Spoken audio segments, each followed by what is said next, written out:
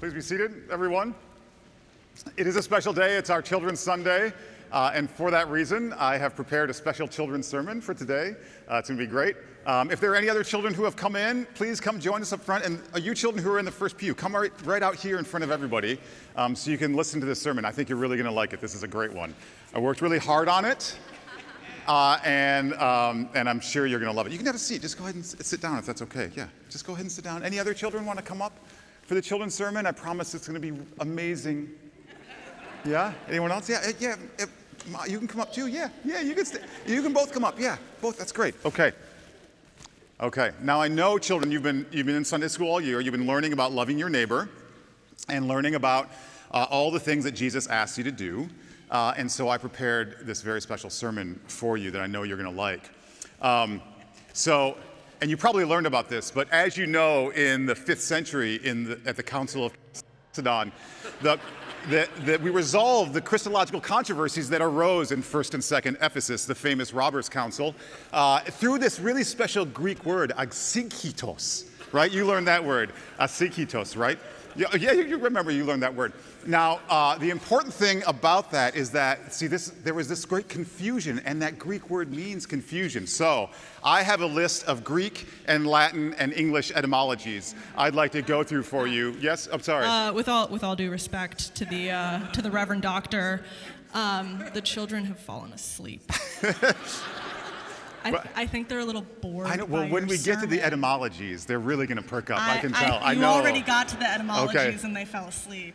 Well, what would you suggest? Well, okay, kids, wake up. You've all learned some stuff in church school this year, right? Yes. A few things, perhaps. Some things about love, maybe.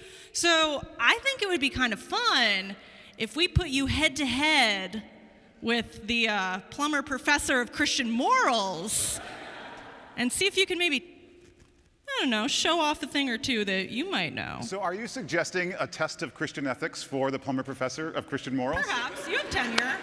That's fine. You're on. Let's do it. Awesome. Let's do it. Let's see what you got, kids. Stand up. Here we go. You here? Or do you want me to go to that side? Should I go to this side? You go to that side. Okay, I'll go to this side. Let's see. We have some options. We have a scenario for you. We're doing a little bit of a case study, perhaps. So kids, come this way. There you go. Good. All right. Let's see what you got. Friends with signs. Can you come and show them to our congregation so we know what sorts of approaches to ministry we're working with? Come this way. Come this way. All right. Come this way. Here we go. No, stay. Oh, here we go. Okay. So. Good job. Here's your first scenario. First question. You are at church. Sounds good. Someone new is at church. Oh, good. Do you welcome them? Welcome them, okay. Or do you stay away from them? Okay, so here's the scenario. A newcomer comes to church, a person I do not know, a stranger. A stranger. And you are asking me, based upon my deep knowledge of Christian morals, would I welcome them to this church or stay away from them? Correct. Now let me think about this. I'll show my reasoning Yeah. So we can get there. Now, what I most want for this person, this newcomer, is that they not feel uncomfortable. Yeah.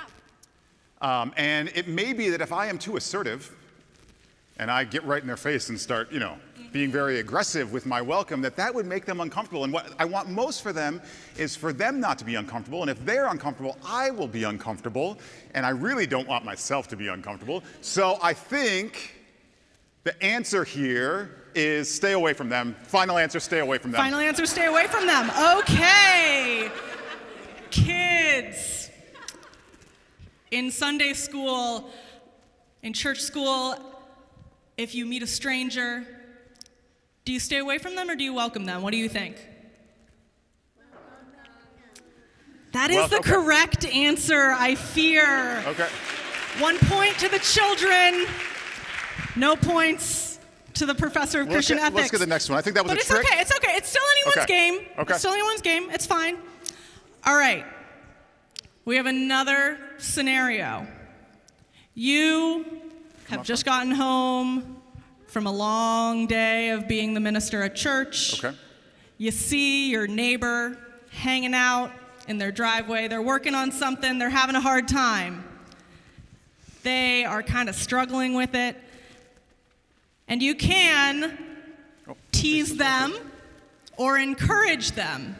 Okay. Which one would you say, based on all your Okay. learnedness, would be the correct approach? Thank you, Marty. I saw that you were very tricky with your first question, so I'm on to you. So I see someone struggling with something difficult, and I have the option either to encourage them or to tease them. That is correct. I happen to know that laughter is the best medicine.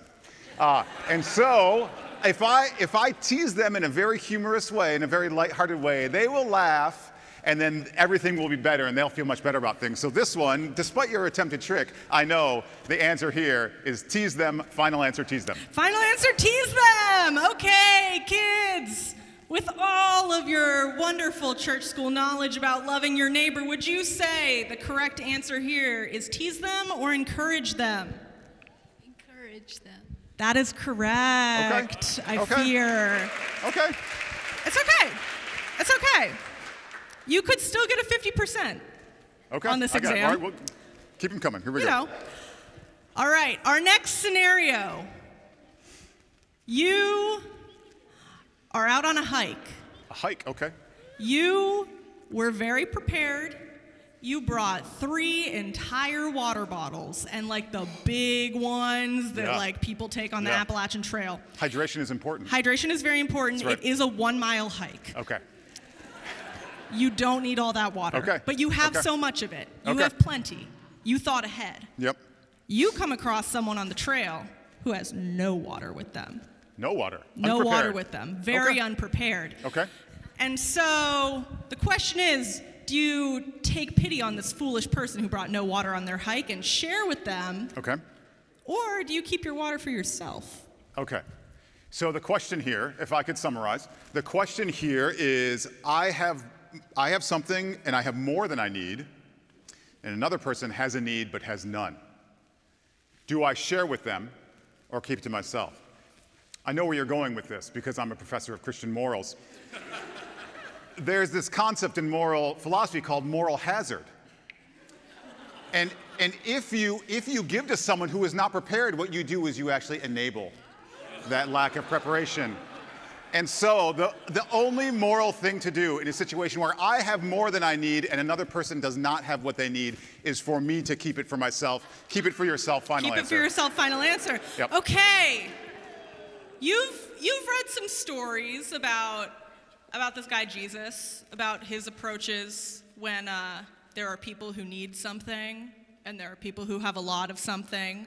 So based on your time with those stories, would you say, if you were in this situation, if you were the Plummer professor of Christian morals out on a hike with 3 giant bottles of water for some reason, would you share that water with someone you came across, or would you keep it to yourself?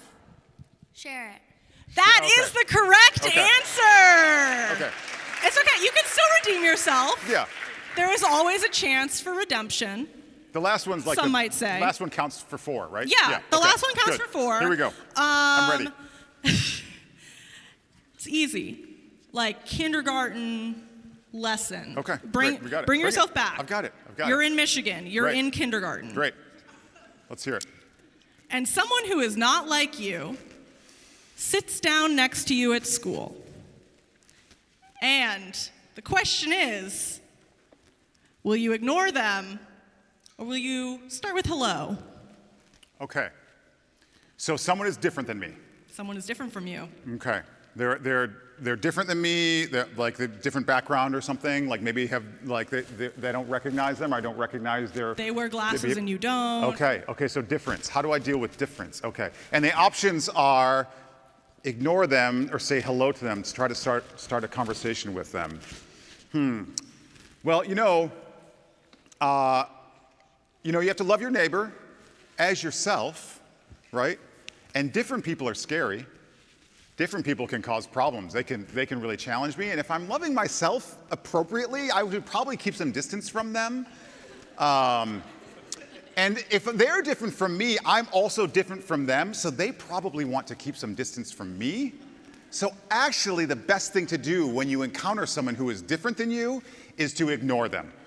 Yes, final answer, ignore them. Final answer, ignore them. Okay, for all the marbles, for all the tenured professorships, kids, What do we think? If you see someone who is not like you at school, should you ignore them or should you start by saying hello? What do we think?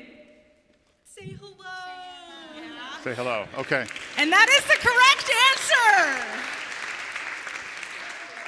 So, not to put too fine a point on it, but our closing statistics here are 4 points to the children, 0 points to the Reverend Doctor. Okay, good job. Well done. So, I think maybe a takeaway from this is that our children have a lot to teach us about love. Maybe they know a little better than everyone else that love is hard work. And you still gotta do your best to love people, even when it's a little scary, even when it means giving up one of your giant water bottles. So, great work, children. Thank you, children, for the lesson. And Yep. perhaps we'll send Matt downstairs to church school next week. Thanks.